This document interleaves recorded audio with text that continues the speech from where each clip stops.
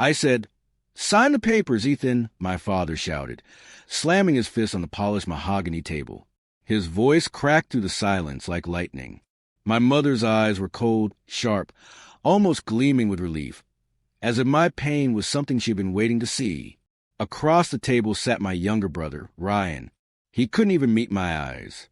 His hand rested on the folder that contained the house deed, the one I'd worked my whole life for, the one I built brick by brick, dollar by dollar. And yet, here I was, being forced to give it all away. My father's lawyer, an old man in a gray suit, pushed the document toward me. "Your signature here, Mr. Miller." I stared at the paper, at the printed name Ethan Miller, and something inside me cracked. My hand trembled, not out of fear, but out of rage. They said it was family duty. They said Ryan needed stability. But I knew the truth. My parents had always loved him more. So I took the pen and signed. But just as the lawyer collected the papers, folded them neatly, and prepared to leave, something unexpected happened. My own lawyer, who had been silent all through the ordeal, suddenly started laughing. Soft at first, then louder, until his laughter filled the room. Everyone froze. "What's so funny?" my father barked. My lawyer leaned back, wiped a tear from his eye, and looked at me with the strangest smirk I'd ever seen. "Oh, nothing," he said. "It's just, you all have no idea what you just signed." The room went dead silent. My parents exchanged nervous glances. Ryan's face went pale. I looked at my lawyer, confused but hopeful for the first time in weeks. Then he turned to me and whispered, "Ethan, they just gave you everything." Everything stopped right there. My breath, my heartbeat, even time itself. And that's how the war between me and my own blood truly began. If you're watching this, don't forget to like, subscribe, and turn on notifications, because what happened next changed my entire life forever. My name is Ethan Miller, and I was raised in what looked like a perfect American family. On the outside, at least, my father, Henry Miller, owned a construction company in Boston. My mother, Claire, managed the finances. And then there was my younger brother, Ryan, the golden boy. He was the son they wanted. I was the son they tolerated. Growing up, I was a quiet one, always building, fixing, saving. When I was 17, I worked after school at my dad's company, unpaid, of course. "You're learning," he'd say. Ryan never lifted a brick in his life. Still, he drove a new car before I could even afford my first phone. When I turned 27, I finally saved enough to buy my own house. It wasn't much at first, a small, 2-story home on a quiet street. But it was mine. Every paycheck, every drop of sweat went into that place. I poured my soul into it. My parents never helped. Not a single dime. Then one rainy night, everything changed. I got a call from my mom. Her voice was cold, clipped. "Ethan, we need to talk. Come to the house tomorrow morning."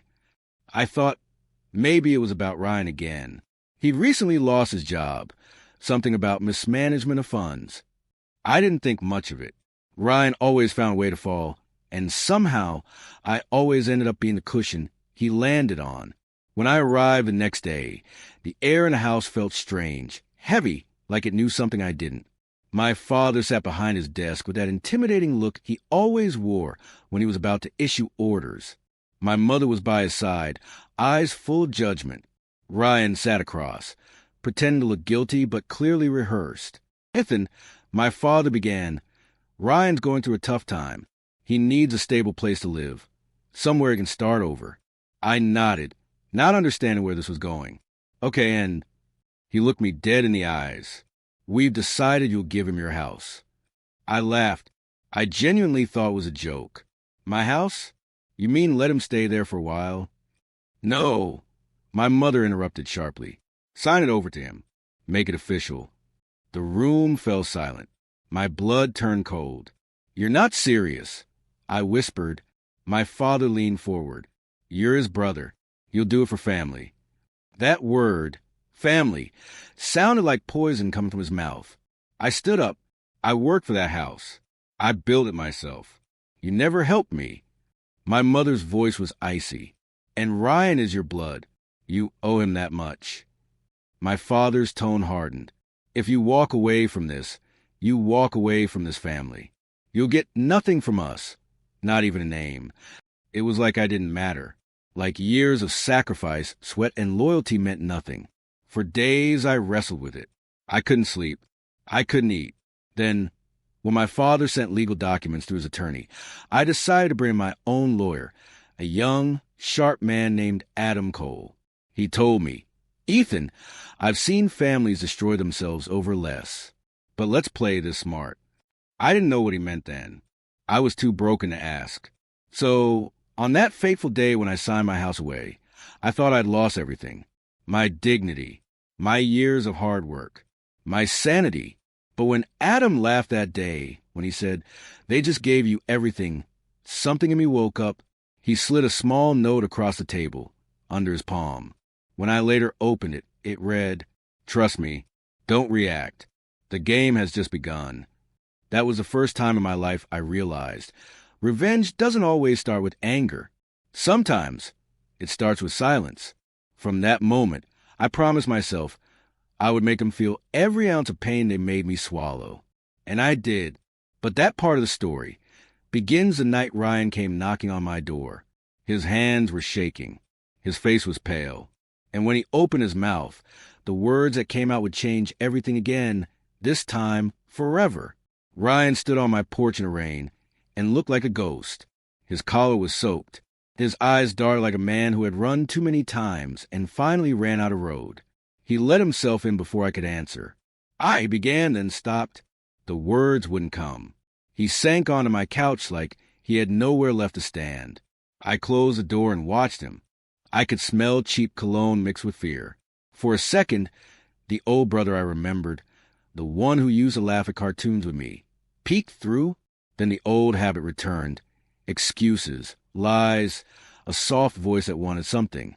"What do you want, Ryan?" I asked. My voice was calm, quieter than the storm outside. He looked up, and for the first time in years, I could see guilt in his eyes. I'm sorry, Ethan. I didn't mean to. I didn't know what else to do. Mom called. Dad called. They said he swallowed. They said I had to have the house. They said if I didn't take it, I would lose everything. You had to have it, I repeated, not just because they asked. He shook his head. No, I lost my job. I lost the car. I lost my pride. I thought if I had a place to stay, I could fix things. I didn't think it would make you hurt. I didn't think. He stopped, and his voice broke. I felt something like pity wash over me, quick and cold. I had planned to be cruel. I had plans that tasted like justice. But he was still my brother. You used me, I said. It was not a question. Ryan hung his head. I know. I hate them, too. But they said they'd cut me off. I had nowhere else. I remembered the nights I had spent putting shingles on my roof, sealing leaks with my bare hands while Ryan played video games in his room. I remembered lending him cash for gas, for bail, for a loan he swore he'd repay. He had always been a son who could get away with anything, and my parents had always been the ones who forgave him, who smiled at it with that soft pity reserved for a child. I could have kicked him out. I could have shut the door and watched him wander off into the cold. But revenge is a slow thing. It wants a mind and a plan. It doesn't burn itself on petty cruelty. Stay, I said, just for a bit. Ryan's face twisted like someone who'd been given a light in a dark room. You mean it? For now, I said, but you have to help me. I need you to tell me everything. No lies. He spilled it all over the next few days. How my parents had moved money between companies, how they had used Ryan as a shield when things got tight, how Dad signed papers with a steady hand and a secret grin. He told me about a shell company in Delaware, a stack of fake invoices, a contractor who had been paid twice. He told me of late-night calls, of envelopes passed in parking lots, of whispered deals over cheap coffee. Each time he spoke, my anger grew, not because he had taken my house, but because they had built a life by stepping on people. I had never thought my father could be so small. I had never thought my mother could be so sharp with a knife. Adam sat with me and Ryan in my living room one night. He listened, nodding slowly. He asked questions, quiet and patient, like a man picking at a seam. Then he told me something that turned my hope into a blueprint. "They're careless," Adam said. "Rich people think they're smarter than the law. They hide in paper. They hide in fear. But paper can be undone. Public shame works fast. And if we have proof, real proof, then you don't just take back your house. You take everything they use to crush people." I felt a thrill. I felt like a child given permission to take a toy back. But revenge had grown a backbone now. It needed muscle. It needed the right moment. It needed to hit them where it hurt. We began collecting proof. Adam worked at night, pulling filings, digging through company records, finding fingerprints of fraud. Ryan called people he knew, ex-employees, men who had been paid in cash and then cut off. I recorded conversations when people forgot to hang up. I found emails my father had sent at 2 a.m. with numbers that did not add up. At the same time, I let the old wounds breathe. I made a show of kindness. I let Ryan move in. I fixed his room. I cooked meals. I pretended to forgive. Inside, I was building something that smelled of cold steel. The plan was simple. We would confront them at the company's quarterly meeting. We would do it in public, where the board and the press could see. Adam had a clean copy of everything he needed. We would lay out the paper trail, money siphoned into that Delaware company, invoices that paid for vacations, emails that proved malice. The board would have to act. Regulators would sniff. My parents would lose face, money, their freedom, and then, with them stripped, I would take back what was mine. The night before the meeting, my father called. His voice was thin. "Ethan," he said, "come by tomorrow. We're going to talk." I smiled on the phone. "I'll be there." I wanted him to see me. I wanted him to watch me sit while his world collapsed. I imagined him watching as the truth unfolded on a screen, his face turning the color of bad coffee. Morning came clear and sharp. I dressed in a suit I had not worn in years. I brought the folder Adam had made. Ryan followed me to the building, a pale, shaky shadow. He avoided my eyes. I thought about how easy it had been to get him to this point. Inside the conference room, the air was stale. The table gleamed. Henry Miller sat at the head like a king. Claire smiled like a queen who had not learned to be humble. They welcomed me, cool and bright. Sure, they still held a script. The room filled. The board, a few journalists, some anxious faces. I placed my folder on the table, my hands steady. I looked at my parents. They looked back with the same small smiles. For a moment, the world held its breath. I told the room I had something to share. Adam stood and connected his laptop to the projector. On the big screen, line by line, numbers crawled across, accounts, transactions, dates. The board shifted in their chairs. My father's jaw tightened. Claire's fingers left a small white mark on her glass of water. "Mr. Miller," one of them said, voice small, "where did you get these?" "From people," Adam said. "From records. From emails. From invoices. We have witnesses. We have bank statements." I watched the slow panic unfurl across my father's face. It was a perfect thing. Corners of power crumbling. I felt heat in my chest. I felt something like triumph. Then the lights flickered. At first I thought it was a glitch. Then a loud bang shook the windows. A scream cut the air. Someone shouted fire. The smell hit. It was smoke, sharp and bitter. People rushed toward the door with hands over mouths. I started toward the door, my heart hammering, when a figure in the hallway barreled past. A man in a dark jacket stumbled and slumped against the wall. There was blood on his shirt. Someone screamed, "He's been shot." Everything slowed.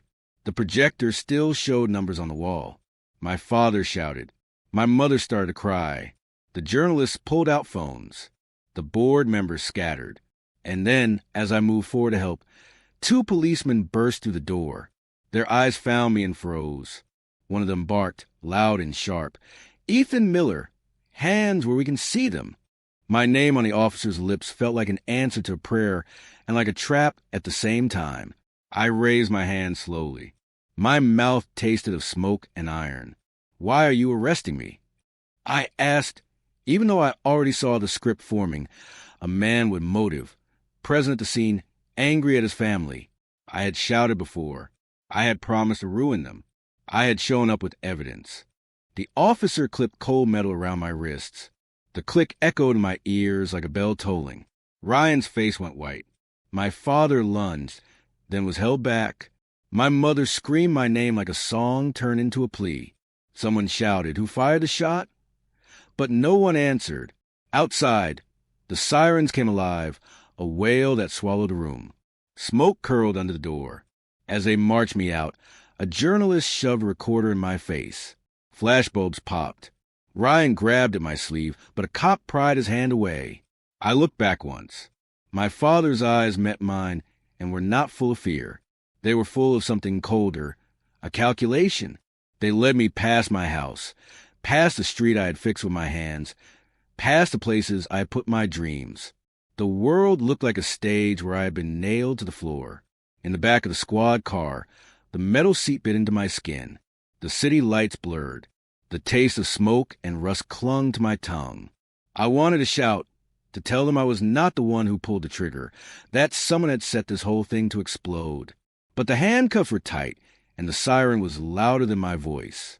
As the car peeled away, Ryan stood on the sidewalk under the rain with his hands pressed to his mouth.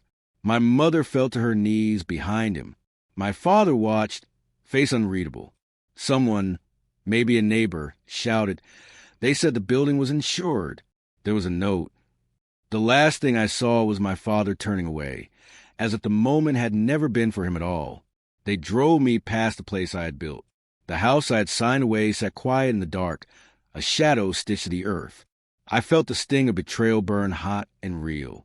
And then the police car slid into the tunnel, and the world narrowed to the metal bars of my wrists and the unknown that waited ahead.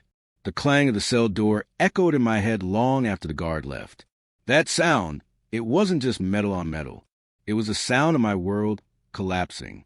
I sat on the narrow bunk, staring at the small, filthy window that barely let in light. My name had been on every news channel that night.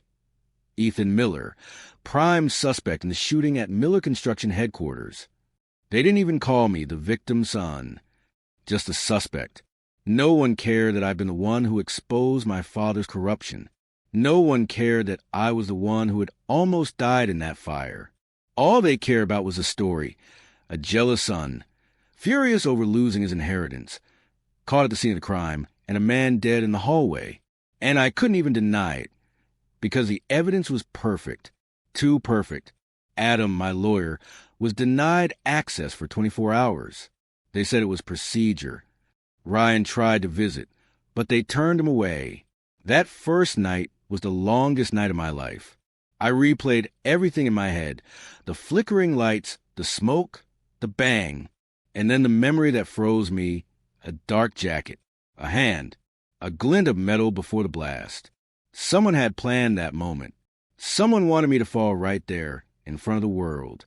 By morning, I had already guessed who. When Adam finally walked in, his face was pale and hard. He dropped the newspaper on the table. My picture was plastered across the front page, my wrists cuffed, my head bowed. The headline read, "Son turns gun on father's company executive in public meeting." "Ethan," Adam said quietly, "they're charging you with second-degree murder." The words hit me like a punch.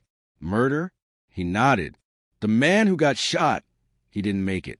His name was Raymond Hughes, your father's financial officer. Ballistics found the weapon in the trash bin outside your car. My blood ran cold. "That's not mine, Adam. You know that." "I know," he said, "but your fingerprints are on the weapon." My mouth went dry. "What?" He leaned forward, voice low. "Listen to me carefully. You've been set up. The fingerprints, they're copies. Probably lifted from something you touched recently. Whoever did this knows procedure, timing, and optics. They didn't just want to ruin you, Ethan. They wanted to bury you." I pressed my palms to my eyes. "My father..." Adam nodded grimly. "It's him. The documents we revealed expose millions in fraud. If he could make you look like the unhinged, bitter son who tried to take revenge, it discredits everything we found." The board already distanced themselves from the report. The news calls it a personal feud. They think you snapped. The walls felt like they were closing in. Everything I'd worked for, every ounce of truth I'd tried to bring, was turning to dust. But then Adam leaned closer. "I told you once," he whispered, "that revenge begins with silence. Now we move to the next stage." "What next stage?" "I'm in a cell." He smirked faintly. "You think I didn't plan for this possibility?" He pulled out a small envelope and slid it across the table. "Inside this is a key to everything. Don't say a word about it. You'll know when to use it." Before I could ask, the guard stepped forward. "Visit over." Adam stood, whispered, "Trust me again," and walked out. The next few days in jail broke pieces of me I didn't know existed. Inmates recognized me from TV. Some mocked me. Others respected me for standing up to rich folk. But none of that mattered. I barely slept. Each time I closed my eyes, I saw my father's face, calm, confident, unbothered. Then one morning, I was summoned to court. My trial was being fast-tracked. The prosecution said it was an open and shut case. When I entered the courtroom, flashbulbs popped again. The air was heavy with whispers. Ryan sat in the front row, looking smaller than I'd ever seen him. My mother didn't show up. My father did. He sat behind his lawyers, perfectly composed, wearing a black suit and that same smug calmness he always wore when he thought he'd already won. When the judge entered, everyone rose. I kept my eyes fixed on my father. I wanted him to look at me, but he never did. The trial began. The prosecution painted a picture of a jealous son driven by rage, a man who couldn't stand watching his younger brother get everything. They showed the gun, the fingerprints, the video of me shouting at the meeting. They twisted every word, every glance, every emotion into proof of guilt. Then it was Adam's turn. He stood slowly, calm as always, and said, "Your Honor, before we begin our defense, I would like to submit new evidence." My father's lawyer objected immediately, saying it was too late for new evidence. But Adam smiled. "This evidence was submitted to the state registry 2 weeks before the alleged incident," he said, "and it directly concerns ownership of the property and financial records central to this case." The judge nodded. "Proceed." Adam walked to the evidence table and dropped a folder thicker than a Bible. He turned to me and said, loud enough for the whole courtroom to hear, "Mr. Miller, do you recall the day you signed a deed to your house?" I nodded slowly. "Would you please tell the court who prepared the contract?" "Your firm," I said. "And would you say you read what you're signing?" "Yes, every page." "Then you'll remember Clause 12, he said, flipping open the document. "The one stating that the transfer of ownership is nullified if any party engages in fraudulent or criminal conduct during the transfer process." My father shifted in his seat. Adam continued, "Your Honor, we have proof, in Mr. Henry Miller's own handwriting, that funds used for that transfer came directly from a fraudulent corporate account. Under the law, that renders the entire transfer void, meaning," he paused, and the courtroom leaned in, "my client still owns the house." A murmur rippled through the room. Adam didn't stop. "But it doesn't end there. The money used in that transfer was tied to the same offshore accounts Mr. Raymond Hughes was helping conceal. Mr. Hughes died because he was about to confess the fraud. My client had every reason not to harm him, because Hughes was about to clear his name. But someone else did have a reason, someone with access to the accounts, to the fingerprints, and to the gun." He turned toward my father. "Henry Miller." The courtroom erupted. Reporters shouted. The judge called for order. My father's lawyer jumped up, shouting objections, but the look on Henry's face gave him away. For the first time in my life, he looked scared. I should have felt victory. But before I could even take a breath, something happened that changed everything again. Ryan stood up suddenly from the front row and shouted, "Stop! Stop! Please!" Everyone turned. His face was red, tears running down his cheeks. It wasn't Dad. It was me. The room fell dead silent. My heart stopped. Ryan looked straight at me and said, "Ethan, I didn't mean to. I just wanted to scare him. Raymond, he found out about the money. He threatened Dad." I panicked. The gun went off. I didn't mean. Gasps filled the air. My father rose to his feet. "Ryan, don't," he shouted. But it was too late. Ryan's words were already recorded, echoing across the courtroom, feeding into every journalist's microphone. The guards moved toward him. My father lunged forward to stop them, but Adam raised his hand calmly. "Your Honor," he said, "I think we've heard enough." I looked at my brother, trembling, crying, destroyed. For years I had dreamed of revenge, of watching my family crumble, and now it was happening right before my eyes. But I didn't feel triumph. I felt empty, because revenge never gives you peace. It only replaces your pain with someone else's. The judge called for a recess. As the guards led Ryan away, he turned to me and whispered, "I'm sorry, Ethan. I thought they'd protect me. I didn't know they'd protect themselves instead." My father didn't look at me as they cuffed him too, this time for fraud and obstruction. My mother still didn't show up. And as I stood there, free but hollow, Adam walked over and said softly, "You're going home." I looked at him, dazed. "Home?" He nodded. "The deed's back in your name. Everything your father tried to steal is legally yours again.